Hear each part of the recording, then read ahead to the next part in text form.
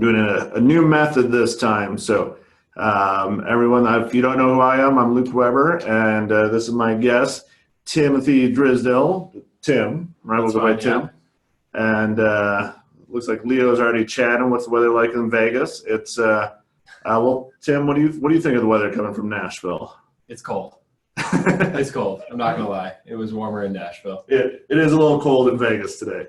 All right, so this is our Sips and Flips episode, and today, notice the sips comes first. So today, because the whole idea behind this is that we get a little tipsy and we share some secrets that have worked in our businesses, and it's a good time to pick up a glass yourself. If you don't have one, pour yourself a drink, and we are gonna get this open. I'm so excited for this, by the way. Yamazaki. I've never had a Japanese whiskey.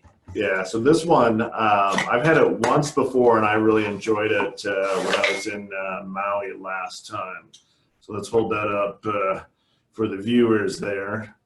It's a 12-year-old, and I'm pretty sure they still use American barrels.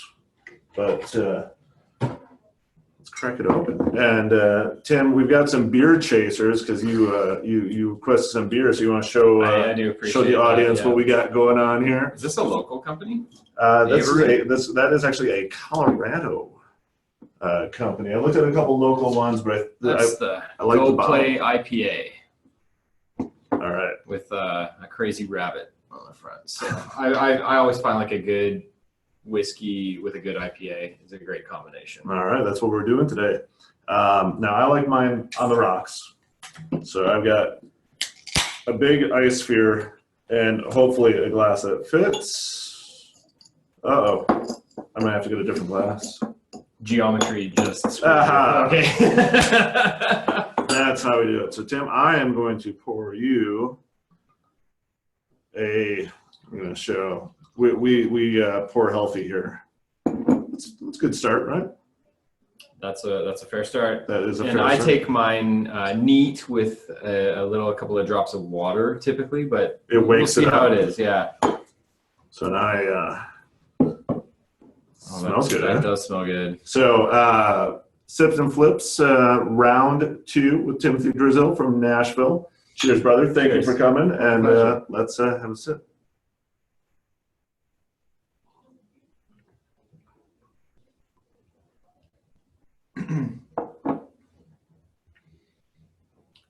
That's nice. I mean, I wouldn't. You wouldn't say no to it? No. But let's see. I'll usually put a couple of drops in. Yeah. So if the whole thing here is Tim and I are going to be talking. I'm going to be asking him questions. He's going to be asking me questions, and we want you guys to ask questions too. Now, before anybody gets too confused by who I am, I did shave my beard for the new year. I know when you saw me, you were a little confused at first. If it weren't for the scarf, I wouldn't have recognized you. Yeah, my son wasn't feeling good last night, like your wife wasn't, so she's not here today. And I asked him, buddy, what will make you feel better? What can I get you? And he said, can you get your beard back? Wow. I'm like, all right, I'm not shaving for a while. All right. So Tim, we were just talking about, before we started filming here, we were talking about how you got started into real estate, and this isn't a plug because I'm sure most of you have already read my book, but you actually read my book and took action and started flipping houses. Yeah, it was that simple. Yeah, and what it comes down to is you actually took action. You put in the work, you took the time. And this was beginning of 2017? Yep, I moved to Nashville January 4th. And within 3 months, I started my first flip. Yeah. So that's a cool story. I think the first time you reached out to me was to say, hey, I read your book and it works. Yeah, it was incredible. It really came across, this totally going to sound salesy, but it was a recipe. Yeah. And I read the whole book once through, and then I went back to chapter 1 and said, okay, chapter 1, do this. Okay, do that. And like I was saying, my own instincts were sometimes to not do it. Yeah. To I would say, oh, I'm a smart guy. I can figure that out, or I don't know how to do it like that. Just so everybody knows, Tim was working at Apple up until he retired, and is now in his second career in real estate. So he is a pretty smart guy. Yeah, I worked on Siri, on largely on the data. Just the funny answers. Is that all you did? That's basically, to tell you the truth, those jokes and so on, that all came out of one. There was a special room in our building that you had to have special badge access to get into from the operations team. And it was called Cheers. And it had a double-headed kegerator, a huge alcohol collection, cots, sofas, and a huge whiteboard wall. And we'd go in there and get tipsy and write jokes on the board. People would vote. Nice. And whatever, we would ship it the next week. You put that into the go live with it. So if anybody has any questions, first off, if you can mark in the comments, I'm assuming since there's a bunch of you on here, you can hear us, but just give us a little wave and let us know that you can hear us. I would appreciate it. And if you have any, thanks, Sean. If you guys have any funny things for Siri to say that might be appropriate or slightly inappropriate, maybe he's still got some pullback at the mothership. Oh my goodness. But keep going. But yeah, this idea of thought, oh, I'm a pretty smart guy. I can figure this out. This guy's book is pretty good, but maybe I should add my own twist to it. Without having had my own experience, I was already trying to customize the recipe, right? Sorry, I'm going to reach for the beard. And really, that's just a lot of ego. Of saying, like, if someone's making a good cheesecake, you don't go in there and say, hey, they say, here's the cheesecake maybe you should recipe. use those graham crackers instead of these graham crackers. Say, oh, that's a good recipe. Your cheesecake's good, but maybe I'm just gonna substitute for this low-fat milk or something like that. How's that gonna turn out? I've got no results yet, and I'm already trying to customize your recipe. So I went back and said, no, I'm gonna trust the process, trust the system, follow directions, chapter by chapter. It was great. Yeah. Great. So, how about funny things we can tell about Tim? I'm assuming is that Sean Rafferty? Sean, yeah. Sean, give me some fodder so I can ask some very personal questions here, because this is live and we are filming it, and it'll end up being on one of our channels here. But you actually went into real estate with an end goal in mind. Yes. And you're actually you're on the doorstep, literally and figuratively, of that happening right now. That's right. Do you want to share that with the group yet? Yeah, I can do that. So that's because it's which I think it's amazing, and I can't wait to be there opening night. It's going to be good. I over the last 15 years before we moved to Nashville, we had done a couple of flips of our own homes, right? So we sort of had some ins and outs, but it is just like what most homeowners do if you fix your home and sell it. The idea of moving to Nashville, our end goal was always to open up and develop our own luxury boutique hotel. But I knew that coming out of tech, I'm not going to have any credibility. A luxury boutique hotel. So that's not a goal down here. That's a goal up here. And that's where you actually should set your goals. You should set them high. I mean, it's not an easy thing to do. Not that I've done it before, because it's not an easy thing to do. But it sounds ridiculous. And it took, a year and a half of just saying it publicly to be okay with that. And you guys travel a lot. So you've gone to a lot of hotels. I mean, that's research. And, you can take your taxes, 3-5 years back on some of that stuff. And, startup costs. Oh yeah, you gotta have a good CPA who knows how to game. And mine is here in Vegas. So we met with him yesterday to make sure everything's spaced out. So we've got a business trip. Yeah, of course. But when we got to Nashville, I knew that eventually I would be having to ask investors for tens of millions of dollars. Yeah. And if I don't have a track record, you want to tell them what the total you're thinking your end raise is going to have to be? Yeah, right now we are probably at 32, 33 million is what we're going to need to raise to finish this project. That's a good chunk of money. It's a lot more than the flips, but keep going. Oh yeah, there's no way you go from nothing to asking for 32 million. So I was going to have to get some track record and also the confidence. Like if I'm not okay asking someone else to lend $300K for a flip, how am I ever going to ask them for millions? And I'm going to tell you right now that the confidence part is more important than the track record. It really is. If you don't believe in yourself, how can they believe in you? Yeah, and so I went into the whole flipping thing with an end goal, which made it easier to go through some of the crap, some of the hard parts, right? I know that this is for a purpose. Got real familiar with purchase and sale agreements and contracts and dealing with contractors and designers and labor and attorneys, because I know that this is at small scale. And eventually I'm going to need to do it at a big scale. I'm going to keep doing wholesaling, flipping, and buying and holds on the side, and I'm okay with that. But the skills that it's providing me for the big end goal are invaluable, invaluable.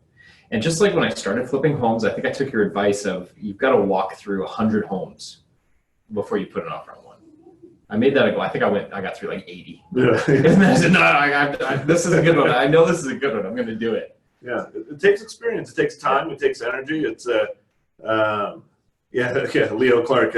Leo's he builds houses out in California. It's just a few more zeros, he said, for your raise. But it's 300,000 to 30+ million. It's like wrapping your head around it. It took me a while to be okay with that. Like, am I really going to be able to do this? And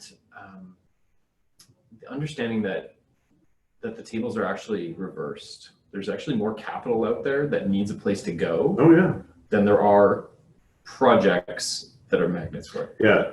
I'm the one in control. I'm the magnet. A lot of people will say it's a lot easier to raise 30 million than 300,000 because there's all of that institutional capital. There's hedges versus somebody that's clearing out their 401k to invest in you, where this is every dime I have. I hope it really works. Where this other group that has maybe 300 million behind them, they're like, oh yeah, we can put 10% into this. Yeah, that's true. I suspect that there will be a tipping point where the conversation is just totally different. Yes. Right now it still feels like a hustle. It will be. Yeah.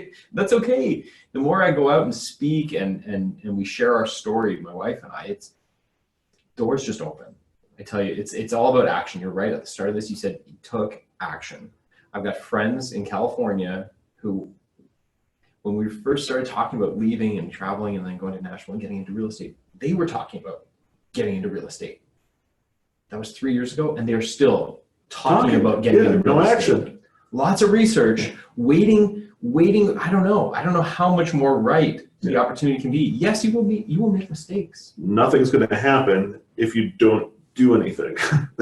You'll get the exact same results you have right now. Yeah, it's true. And you got to be okay with, you're going to skin your knee. Yeah. And you did it. You had some learning curves along the way. Oh yeah, I did too. And it's it's just the way it goes. But what you can get by actually throwing yourself out there and trying things, it's worth the risk and the hurdles you'll face. I agree. And I wouldn't go back to corporate for anything right now. No. I'm in my flip-flops as usual. Even when I'm on job sites, I'm in flip-flops. Seriously? You have good insurance? I'm careful when I walk. I actually, somebody asked me this earlier, and then well, aren't you worried about stepping on a nail? And I just, once I feel the nail, I stop stepping on it. So that's kind of a rule of thumb for me. Yeah, situational awareness. You take care of yourself. That's true. Yeah, good. How you liking the whiskey? It's good. I think adding the water opened it up a bit. How are the rocks? I enjoy it. I like it. I don't like it when it gets too nosy. So I'm not a big Scotch guy. Okay. And some tequila. So as you can see in my office, I got tequila pretty much everywhere. That's my drink of choice. But some of them can also be very scotchy or peaty, where it's just like where you go to start taking a drink and it's just burns. Yeah. Have you had cognac? Okay. Have you had it through the glass pipe? Warmed up and everything. So that when they do it through the pipe, right, you get that. I haven't. Okay, so our friends and our neighbors in California were from France, from the cognac region, and so we went over for supper one night, and afterwards he goes, "Oh, would you like the cognac after?" And I said, well, "Of course, I'll have cognac." If you say it like that, I got it. And then he brings out these 2 glass pipes. It looks like a smoking pipe with a holder, and he pours the cognac in. And I looked at my wife, and I could see she gave me the look of, "Act like you know what the hell you're doing." So I carefully watched, and as he was doing things, I would do them. Just pick it up and hold it, warm it up a little from your hand. But then it's a one of those what are they called? The tulip glasses. So they kind of come up. Oh, good. But the glass pipe bit is where you sip it from, so that you don't get the burn into your nose of the aroma. You just get it. You sip like a straw. See, at first I act like I know what I'm doing, right? I'd be like, "Oh yeah, it warms in your hand." But I honestly, I didn't know if you really do sip it through the straw. It caught me off guard, but again, I just watched him, and it felt silly. I feel like a child, like But I'm sipping it, and you get all the flavor with none of the nose assault. Yeah. Oh, it's good, no? And we. So yeah, if it's might be a different way. I don't know if one of my acquisition managers really enjoys cognac, and I know she knows all the rules to. There's probably a name for that type of thing as well. But it's. If anybody wants to Google that real quick and share it with the group, we'll voice it out for you.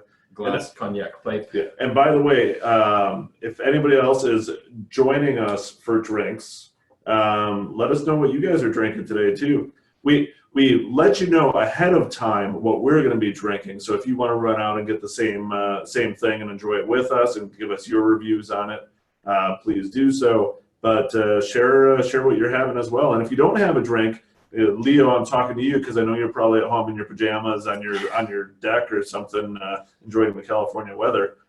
Go grab something. Cabernet, there you go.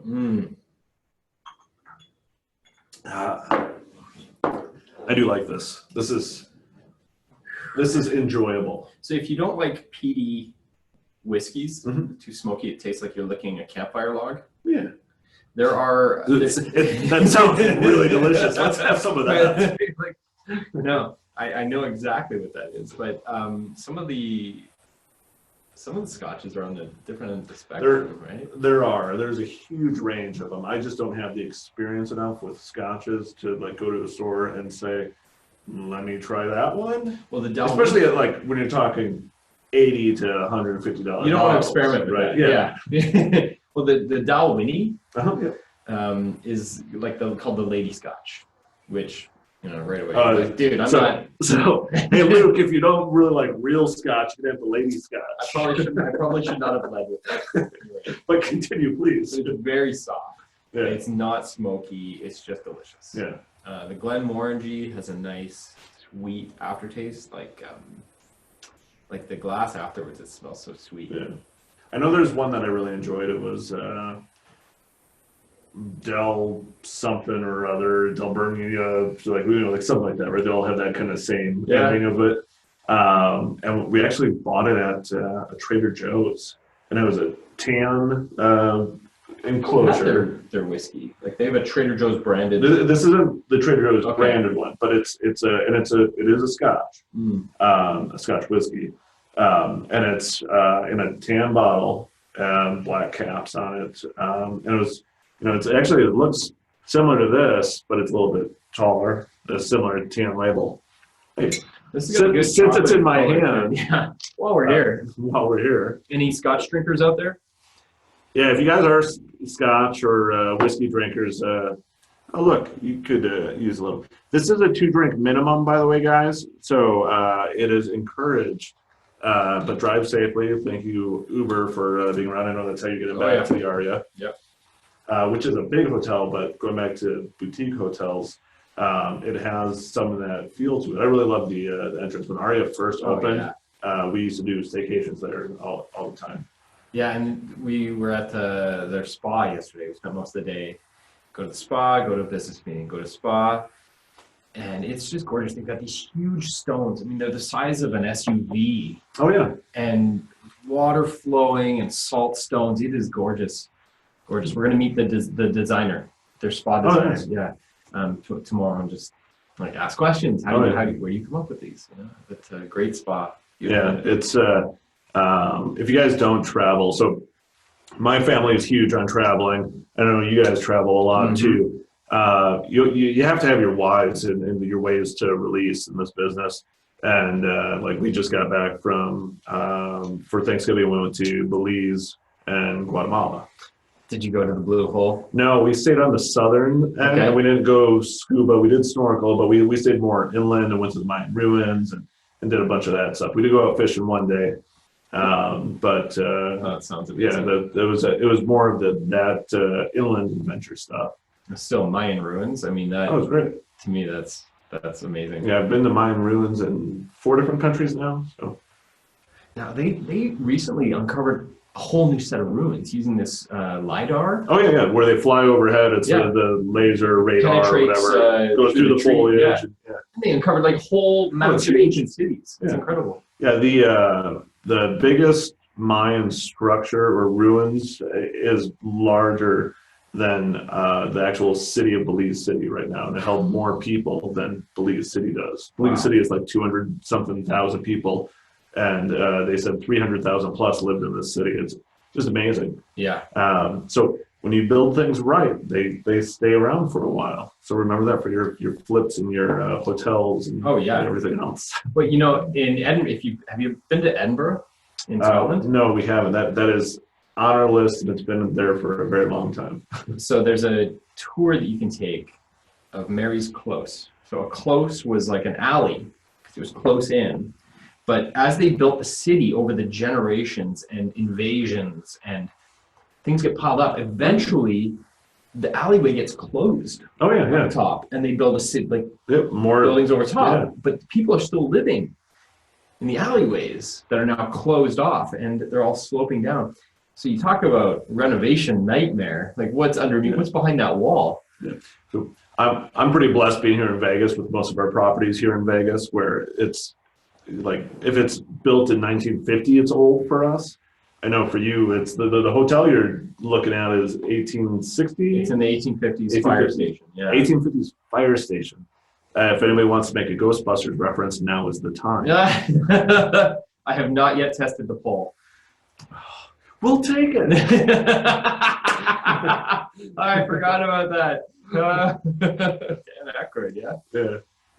You'll have to do a big black and white. My goodness. Cool picture. Well, notice I'm already designing his hotel.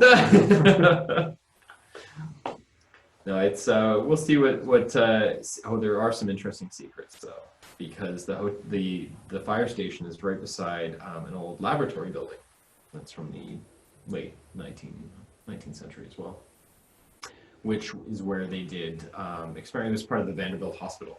Okay. And they used to send corpses over there from the morgue. For everyone just join it. So this is a Nashville downtown old fire station that Tim is going to be turning into a boutique hotel. Do you guys have a name, by the way, so when these guys are ready to go to Nashville, they can search for it? We're about 2 years out. Okay, no name yet, but he'll let people know. Name is still in stealth mode. It's there, but it's... All right. Leo, it is in the city of Nashville. So it is right off of downtown. Yeah. It's on a hill overlooking the downtown. It's great. It's in the core business district. It's going to be amazing. Yeah, if you guys follow me, you'll definitely see me where I post, hey, I'm here in Nashville with family. There's a whole tech experience to it that we're going to be cooking in. But they used to send corpses from the morgue to the Vanderbilt Medical Building right beside the fire station through underground tunnels. And there's a hatch in the bottom, in the floor of the fire station. There's a huge iron manhole cover. I think that's where they maybe used to hose the horses down or something. I don't know. But there's a room underneath it with rough-hewn stone and a one passageway off that's cinder blocked. I can't wait. I can't wait. Get the sledgehammer Yeah. and start banging through it. Let's see what we have here. Oh, I'm pretty excited to get in there. That'll be fun.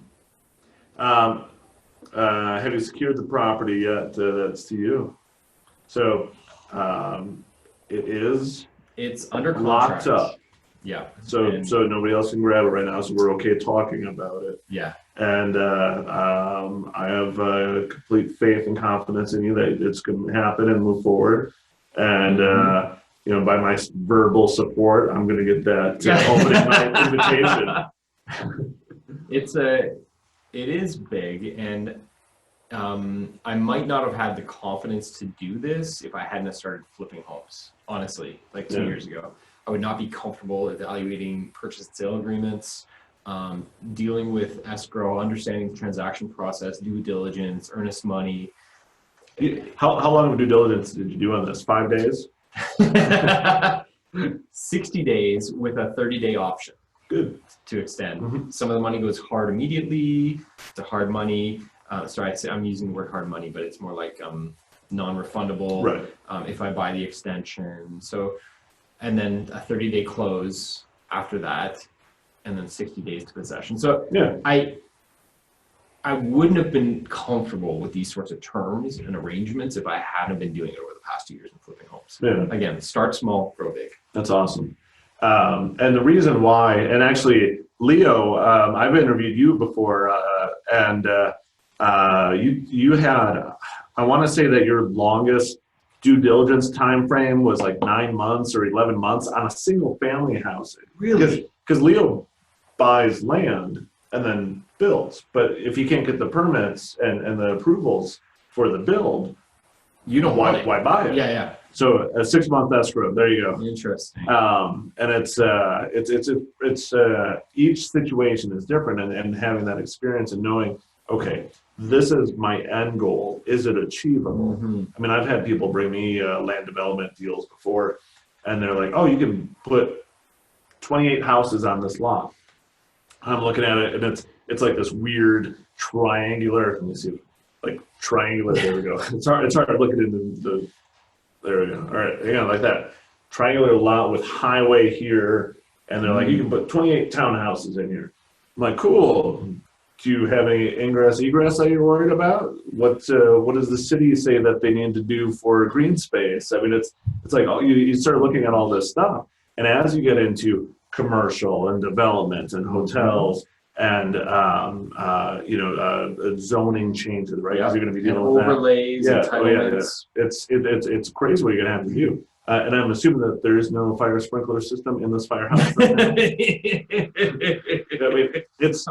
mean, the stuff that you have to do to retrofit these old buildings is just insane, especially not just going to residential, but to full commercial usage and building on to the structure, where you have to take a look at structural integrity to see if you can even join these buildings. You might get halfway into that structure and be like, shit, this whole thing's got to come down. Yeah. No. And we're looking at being fully LEED certified. Good. Wow.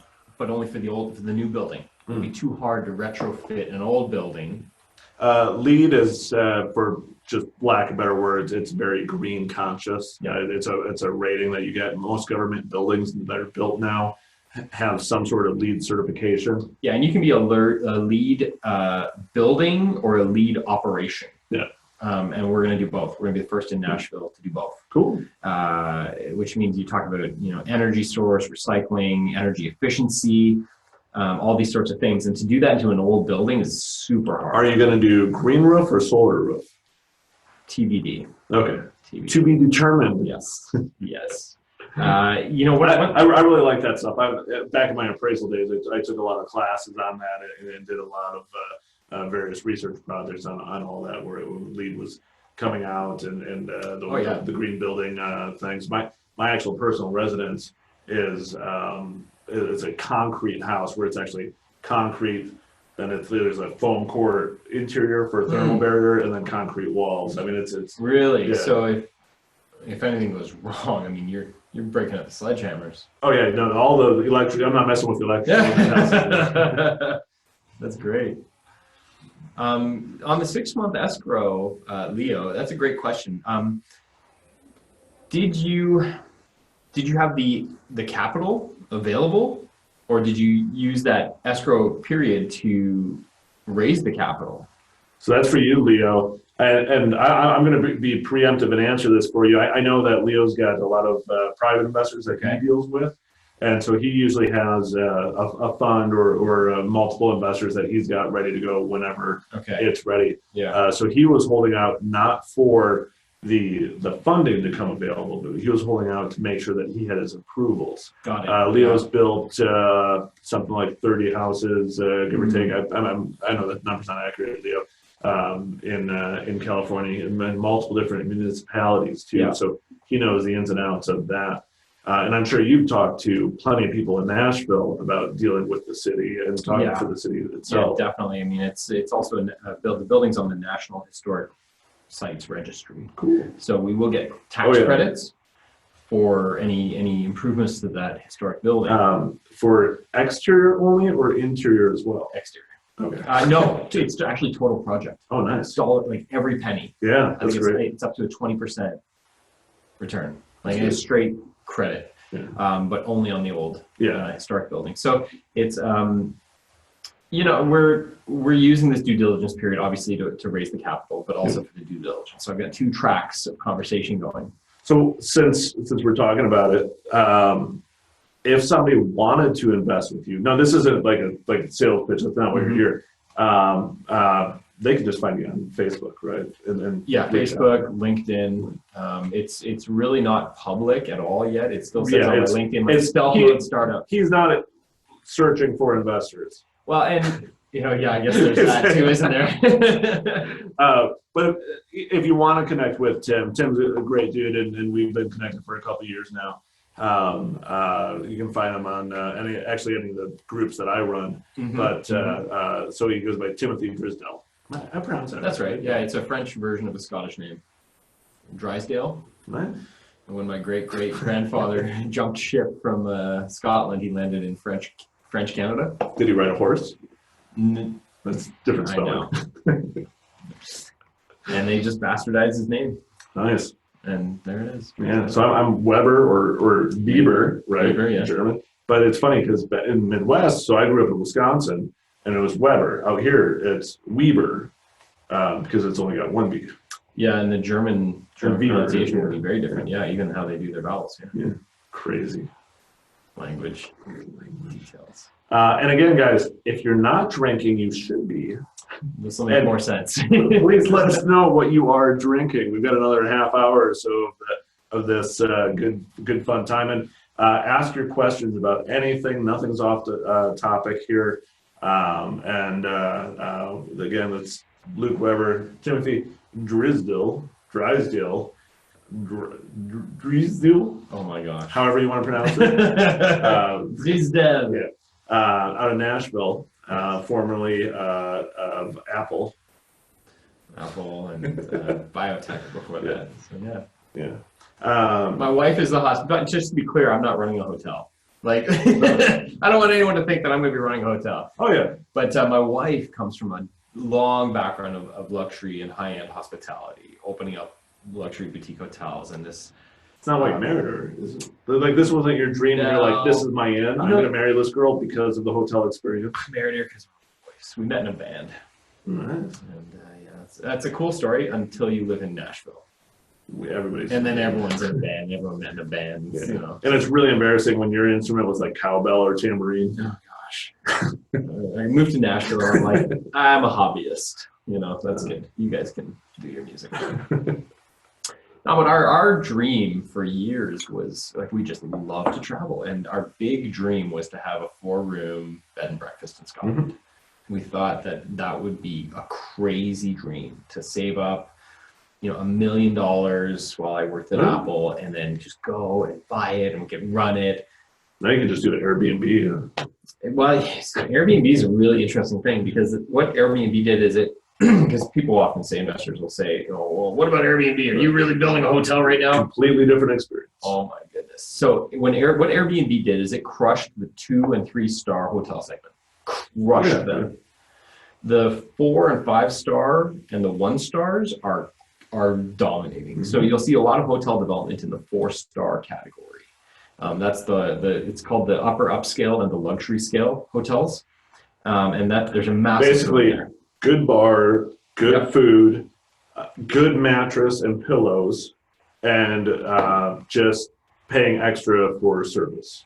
I mean, it's kind of what you get when you start going to 4-star. That's it. But with the leap to 5-star, and even there, like to be certified Forbes 5-star or AAA's diamond rating, it's pretty rigorous. Oh, yeah. We're bringing on a Forbes consultant to make sure that we can hit. There's only 1 5-star property in the state of Tennessee. One. There's soon to be 2. There's soon going to be 2, and then there will be 3 because Four Seasons is putting up 2 towers in downtown. But we're going to get in there before then. We're also doing something unique. Like they're going to have 400 rooms or 600 rooms, whatever it is. Yeah.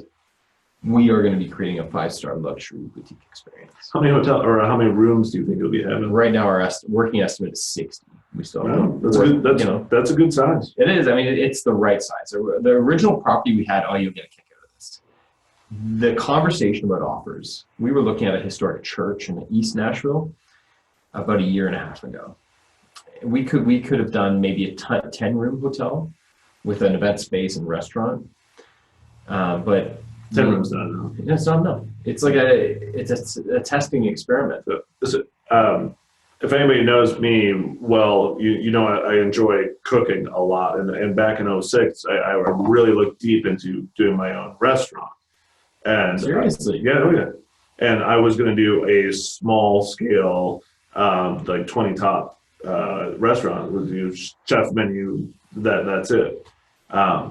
You don't make shit doing that. Just like in a 10-room hotel, you don't make shit doing that. You got to get scale to that upper size. I mean, really have like 40 rooms. We talked to a company, a firm who does hotel investment and development management, and they loved our idea, but they said it's just not big enough. Yeah. It just doesn't make sense at that scale. Yeah. But you know what? We kept at it, trying to negotiate the price down for that property. For the church. Yeah. And we tried all the tactics, all the techniques, the strategies. Eventually we said, you know what, that's okay. We're cool, we're still here. And then this fire station popped up. You always have to be willing to back out of a deal if it's not the right deal. Yeah. See, it's not just storytelling, it's lessons. Hiding in our stories too. Know your numbers, know your numbers.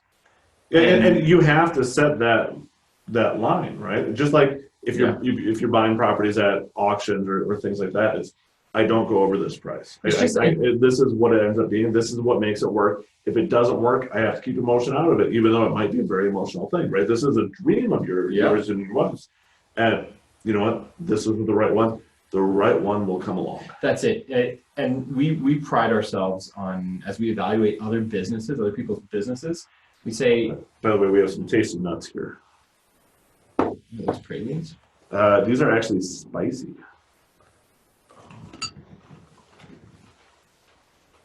Sean, it was 60 plus or minus. Yeah. Number of rooms, sorry. Yeah. So this idea of holding too tight to your emotional attachment can screw you out of business. We've seen that with our friends who have small businesses. We had one friend who had she loves to make chocolates. So she opened up a chocolate vending booth in a big food court, a very high-end one. And she complained that all of her customers were always buying her cookies. But she wanted to make these. She wanted to sell chocolates, but she only sold cookies. God, all these people just buy all these cookies. I gotta make all these stupid cookies. You know what? Make more cookies and sell more cookies if that's what they're buying. And then fund your passion for your chocolates later. Yes. She resented it. It was so foolish, holding so tight to your passion project that you can't see where the money is. Yeah. And so we're trying to be really conscious about that. People will sometimes say, you guys are pretty passionate about this. You have to follow your dream. There's nothing wrong with that, but be a realist and make sure that you can attain your dream. A lot of people will just focus solely on, that's what I want, I have to get there. But there's all different paths to get there. You have to go after, you have to follow the money at some point. You do. Oh yeah, and there's nothing wrong with that. I've told so many people that it's okay to want more money, because that money allows you to do what you want to do, whether it's building a hotel or travel or buy that fancy car or whatever floats your boat. I mean, if it's a boat, But if our hotel doesn't turn into the international brand that we want it to, like our 12-year plan to have 10 properties internationally, let's say our technology and management company is what investors are super excited for and they want to buy it. You build in that infrastructure for your hotel, show the proven model, and hey, you know what? Now this is the maybe then we don't build 10 other properties and develop that. Maybe we just become a management technology company and sell that. Okay, go where the money is. I'm not going to hold on to it so obstinately that and stubbornly that I'll turn away that opportunity because I said I was going to build 12 hotels. I think you have to be really shrewd. I mean, even what you're doing here, Lee, with or Luke, with opening up the brokerage and the construction. Yeah, for those of you who haven't been to my office, when Tim walked in, he walked into a real estate brokerage because that's the face of our business. Oh, yeah. And then he walked through a construction company, and scattered around that is a flipping company. It's multi-tiered. Yeah, you got to see what the opportunity is and go for it, right? If you held on so tightly to say no, I just flip homes, and I can flip a lot of homes, you'd be missing out on a lot of opportunity. Yep. And so that's our approach with the hotel, day by day. But it's a fine balance. You have to know your plan. Who was it? Eisenhower. He said, "Plans are useless, but planning is invaluable." Yeah. You have to at least go through the exercise of that. Actually, that's great for the start of 2019. You want to say it one more time before you take a sip of your tasty beverage?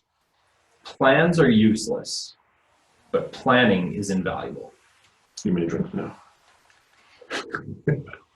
And that really is so true. Going to this is the start of 2019 for us. Whether you're watching this right now or 6 months from now.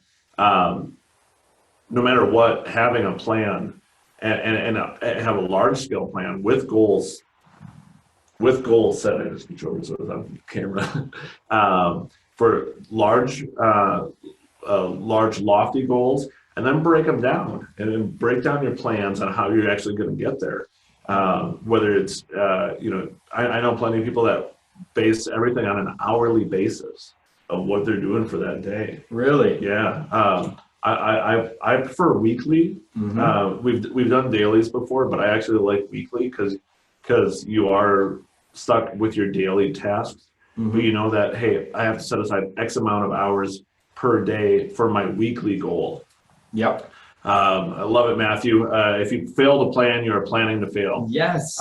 It's true. Like you can keep doing what you're doing, and you're just kind of maintaining, walking around in a circle, doing your thing. It's so many people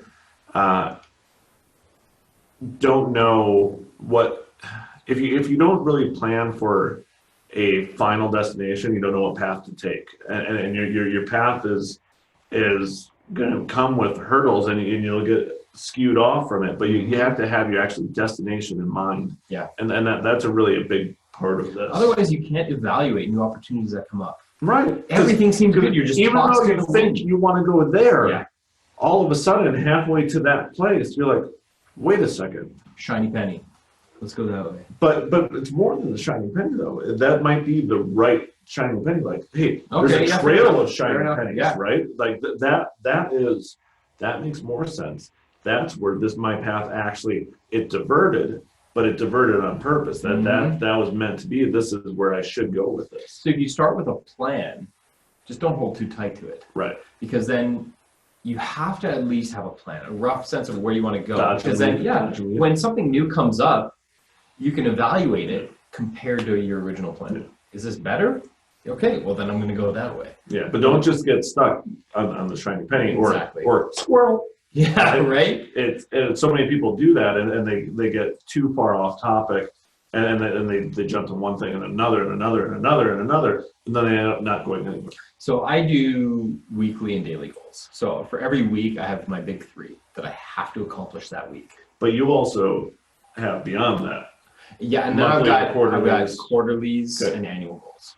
Yeah. Yeah. And my big 3 for the week and then I've got big three every day. I've got a list of tasks that, it'd be great to get them done, but if these big three don't happen, I'm not moving towards my goals. Right. And it's about moving forward. Yeah, you have to intentionally move even a little bit. Momentum breeds momentum. Right? Success breeds success, which is why on my first flip in Nashville, I was willing to take a loss. Didn't want to. No. But I was okay. I gave away. So I went in with the book Money People Deal by a guy named Arnio, Canadian real estate investor flipper. Blew my mind. So after I read your book, I read his to understand money.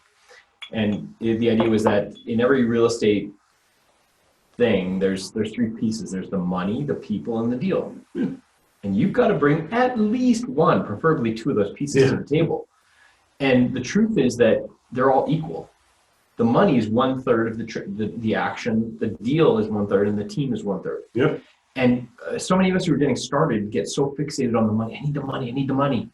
It's so important, and it's an outsized component of the transaction, but it's not. Yeah. They need the team and the deal just as much as you need the money. One of the crazy things I saw on Facebook today was somebody was posting that, we'll fund your deal at an 80-20 split. Oh my! Hang on, I'm not done. This was in a wholesaling group. So 80-20, you know what? If you have no experience, no other option for money, that might be okay. But then they also charge points and interest on it. So I partner with some wholesalers where I'll bring in the money, they bring the deal, and we get it done. We manage it because we've got all of our systems, and we run it through our machine. You got the team, and then we end up splitting profit on different percentages depending on various things. I'll just say it like that for now. But I don't do 80-20 splits. That's crazy. You're better off taking a wholesale fee at that point. And that's somebody that they're going to get their points of interest no matter what. There's so much money out there for fixed flips, so many different partners with money, without deals. And it really comes down to people, money, and project.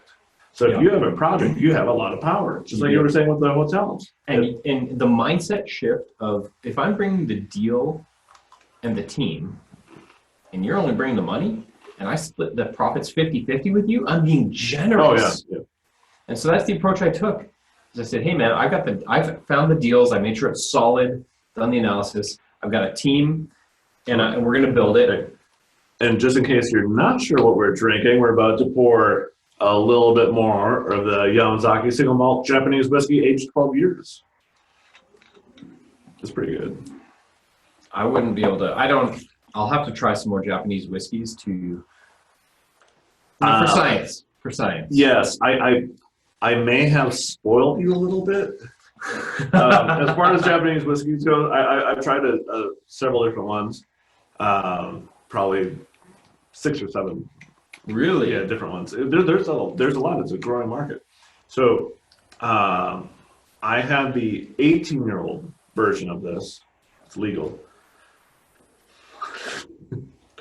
That was actually what I had as a shot in Vegas Life.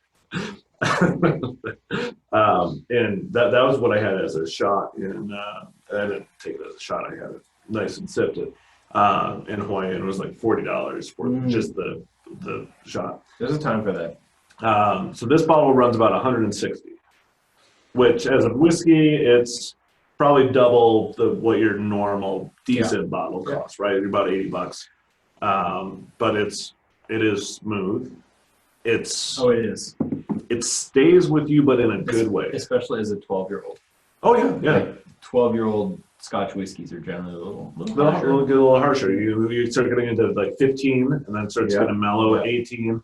And then if you're lucky enough to get like a 30-year-old or something like that, it's like, oh wait, hang on, this is like experience. This is like almost not licorice, but velvety and money is everywhere, Leo. Come on, Luke, step up and buy that Glenfiddich 30-year-old single. Yeah. single barrel. Let's do it. Wow. Leo, you know what? Next time you're in Vegas, you join us, and Or Nashville. Or Nashville. You know what? This can be You a need to road do trip. a remote Road That's show. what you Road need. show. You do. That'd be great. Nashville's hot. If only there was some way Somewhere you could to stay. do video on the road. I don't know if that's possible. My tech skills might not be at your level. No, it's I want to give you guys an excuse to come to Vegas and experience all that Vegas has. It's just a good reprieve from the Strip, honestly. Yeah. We're about 15-minute Uber ride from the Strip, depending on traffic. That's good. It's good. It's a good break. Yeah. Leo, we actually did this as a Zoom call because it has better recording than Facebook Live. We did the last ones on Facebook Live. And this will actually all end up on, if you're watching this in the future, you're watching it off of our YouTube channel. You can look at doing it on both of them at the same time. I know it's, there's a lot of different tech out there, as you're very much well aware of. You know, as I'm in Nashville in 2 years in the penthouse suite with all the full integrations. Oh, dude. They're going to have cameras in the shower. It's going to be crazy. Whoa. We're going to edit that. But it's, I want to give people an excuse to come here. I actually do meetups when I travel. So when I go to different places in the U.S., I do meetups. But this year, instead of doing like one of our paid events that we do, where we do trainings and stuff like that, or masterminds, instead of doing that in Vegas this year, we're actually thinking about doing a destination mastermind. Definitely, there's a cost to it, but we're actually thinking full experience, whether it's a fishing boat out of San Diego, something like that, or a hunting lodge up in Idaho. Really? Or, so total back to Belize. Total retreat style. Oh yeah. Because the reason why this is Sips and Flips is I have done so much business at bars. Yeah, it's Vegas. But sitting and drinking, you know, it goes back to breaking bread with people. You get this comfort level, you get the relaxation, all kinds of things, and just conversations with people is where you learn, you connect, and really get to that next level. You don't get it by sitting in a classroom. No, that helps. Don't get me wrong. 100% it helps. I still once in a while will go to seminars and things like that, but I'd rather sit and have a conversation with somebody, especially when you're on a 2 or 3 day event where you can sit with a smaller group of people. I agree. So that's actually something that we're trying to plan out for maybe August, September time frame, where we do a nice event. Even with like parenting, I say it's about quantity, not quality. And the same is true with training and relationship. Any relationship, it's actually about quantity, not quality. So allowing time for conversation to happen over a 3-day seminar where it's actually the dinner afterwards. Oh yeah, the magic happens. Yeah, that's quantity. Yeah, I go to seminars to meet people and sit at a bar with them. Yeah, that's it. And it's you get that hour, 2 hours with somebody or a small group of people where you are getting that good quality, quantity time with those people. Face time. Yeah, I mean that's how trust is built.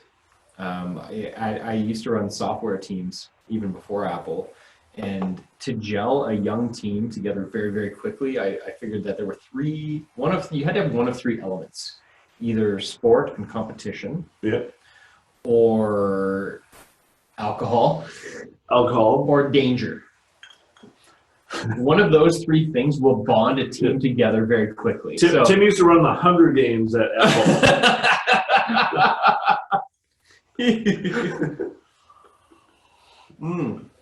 I actually arranged at one software company. I would arrange noob nights for all the new people, and we would do it every 3 or 6 months. And it would be, I'm not going to use the fraternity hazing. Yeah. But we would partner the new people with some of the veterans, like some of the older. I mean, these were people who were like 27. Veterans. Yeah. And they would get handcuffed for the night. And the new person would wear a baby bib and a suitor and water wings. You just shut up and watch. To the professor in the lab coat. We're all software engineers. We just go out and you've got to force pressure to create a relationship and trust. And from there, you can go do great things and not be looking over your shoulder about, does this person really have my back? Yeah. Right. You've got to force it either, like I said, through sport and competition, through something with alcohol and food, or with pressure. So we would try and induce that to forge a good team. Yeah. So for all you guys that are looking to actually build teams, so sport and competition. Sport and competition go together. Food and alcohol. Right? Food and alcohol. Or intense pressure. Depending on who you actually have, different avenues of those will work or not work. So you have to actually know the people that you have, and starting with your core team is where you'll end up deciding which way to go with it, right? Yeah. So if you have a whole bunch of non-drinkers, obviously food and alcohol is not the way to go. Exactly. But if they are driven people, you go with that competition. If new people can't stay with that, then they're not right for the team. Yeah. So you really have to take a look at that and build your team off of those and push them. Because if you're not pushing people, they won't reach their goals and you won't reach your goals. And I really thought I could apply that to my flipping business initially with my realtor, my contractors, and it fell flat. Because they are their own entities. Exactly. So it's once you actually bring that, start bringing that in-house and building what we've built here, where we have, I think last year our payroll was almost $900,000. That's serious. Yeah. That is very serious. Yeah, you put a flag in the ground and said, this is our culture, this is what we're doing, this is where we're going, our vision. And people rallied to that. Yeah. If they're just not performing out. Yeah, if they're not performing, they're gone. They're not part of it. Like you don't belong with this team. You're hurting the other team members. So let me show you to a different opportunity. Yeah. It's called the door. Well, and also like creating the culture that's very, very clear should incite people to self-select out. Exactly. Say, this is actually what we value and this is what we stand for. And what we expect. Yes. If you're not giving clear expectations, they will just leave on their own. If they decide, I'm actually not interested. That's when you get the people that show up for a week and then all of a sudden they call calling in sick again. Yeah, and then they just stop calling in sick. Yes. So that's okay, but it was naive of me to think that I could come in and build a team with a contractor and other people and do that without having that trust built, or we're not necessarily unified. Yeah. I got pretty well screwed pretty hard. It took a long time to get over that. Pushback on it. Yeah, they just maybe took advantage of it, and I was a little naive. Like I said, I knew going into my first deal I was gonna have to bootstrap, and I was gonna pay. Yeah. And I was like, I'm okay with that because I'm gonna learn. Yeah. And I think that's the barrier to entry that a lot of people won't take. And then if they take that first hit, they stop. But you kept going. Yeah. And you've done 8 deals over the last 2 years, and it's 9 deals, wholesales, rentals, flips.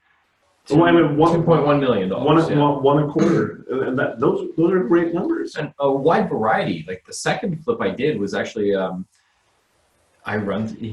it's like driving. They see driving for dollars, right? But I run through my neighborhood. I run. Yeah. I was in a good neighborhood, and I just saw this house that was boarded up. It was like half flip. One of these doesn't belong. There were pallets of siding in the backyard. Just materials sitting there, just waiting to be split. Boarded up. It was a rehab clearly that had been stalled. Yeah. And so After 2 months, I said, I'm going to do some research. I looked for who was pulling permits. There had been 3 general contractors in the last year and a half who had pulled permits and then stopped.